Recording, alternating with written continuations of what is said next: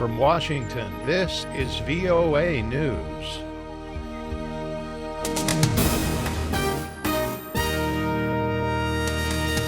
I'm David Byrd reporting. Both sides in the Iran nuclear negotiations say that there's a lot more work to do if they're going to reach a deal. U.S. Secretary of State John Kerry met Friday with the Iranian Foreign Minister Mohammad Zarif in Vienna to discuss some of the key disputes that have prevented nuclear negotiators from meeting a June 30th deadline for an agreement. Kerry said that he and Zarif's teams have been working very hard and very diligently in order to maximize progress. And I think it's fair to say that both sides are working extremely hard with a great sense of purpose and a good faith effort to make progress, and we are making progress. The secretary added that negotiators still have a lot of work to do and some tough issues remain. Negotiators from Iran and 6 world powers have given themselves a July 7th deadline to come up with a comprehensive deal to lift international sanctions in exchange for Tehran scaling back its nuclear program.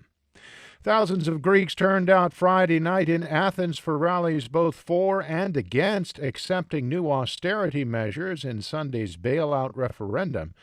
Greek Prime Minister Alexis Tsipras told nearly 25,000 supporters that the referendum is not about whether to stay in Europe or not, but a decision about living in Europe with dignity.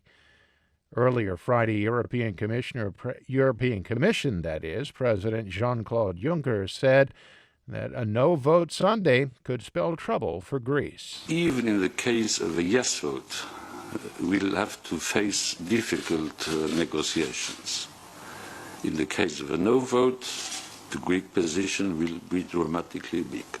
European leaders have warned that a no vote Sunday would amount to Greece becoming the first country to leave the 19-nation Eurozone. This is VOA News. Witnesses say that Boko Haram militants executed 11 members who were accused of deserting the Islamist extremist group. Residents of a town in Nigeria's Borno state say that Boko Haram fighters entered the town before dawn Friday and went house to house looking for the alleged defectors. One resident said that 11 people were found slaughtered at the Eid praying ground outside of town. He said all 11 were recent arrivals whom residents had suspected were possible Boko Haram members. Boko Haram has been blamed for several attacks this week in the deadliest wave of violence since President Mohammad took office May 29th. A solar-powered Swiss airplane touched down in Hawaii Friday, completing a record-breaking flight across the Pacific, the riskiest leg of its 35,000-kilometer trip around the world on only solar power. The Solar Impulse 2's pilot, Andre Borschberg's 120-hour voyage beat the previous longest solo piloting record that had been held by American adventurer Steve Fawcett. Peter Fry is one of the plane's designers. Wow, it's great we did it, and congratulations to all of you over there, the whole crew, because it's the whole crew. We are a big team. Swiss adventurer Bertrand Piccard will fly the same aircraft on the next leg from Hawaii to the city of Phoenix, Arizona. From there, the Solar Impulse is scheduled to fly to New York before crossing the Atlantic to its final destination, Abu Dhabi. Law enforcement officials across the United States are boosting security for Independence Day events after security agencies warned about potential terrorist threats timed to the July 4th holiday on Saturday.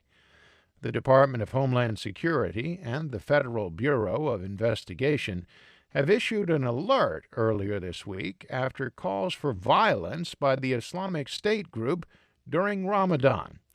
Douglas Price is an FBI agent in Phoenix, Arizona. He says so-called lone wolf attackers are extremely dangerous. You know, you can have some person in their mom's basement on a computer becoming radicalized and never have to go anywhere, never leave their house.